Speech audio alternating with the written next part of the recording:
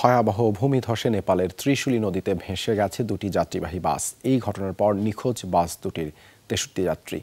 শুক্রবার নেপালের মধ্যাঞ্চলে মদন আশ্রিত হাইওয়েতে স্থানীয় সময় রাত ৩:৩০ নাগাদ ঘটনা হয়। মহাসড়ক দিয়ে যাওয়ার সময় হঠাৎ ভূমিধসে রাস্তা থেকে ছিটকে নদীতে পড়ে যায় দুটি বাস। মুহূর্তে যাত্রীসহ পানিতে তলিয়ে যায় দুই বাসের সব যাত্রী। এর মধ্যে ৩ জন আরোহী বাসের জানালা দিয়ে পানিতে লাফ দেয়, পরে তাদের উদ্ধার করা হয়। ভয়াবহ এই ঘটনার পরেই শুরু হয়েছে উদ্ধার অভিযান, তবে এখনও কাউকেই জীবিত উদ্ধার করা যায়নি বলে জানিয়েছে কর্তৃপক্ষ। আশঙ্কা, নিখোঁজ যাত্রীদের কেউই বেঁচে নেই। মর্মান্তিক দুর্ঘটনায় শোক প্রকাশ করেছেন নেপালের প্রধানমন্ত্রী পুষ্পকমল দাহাল।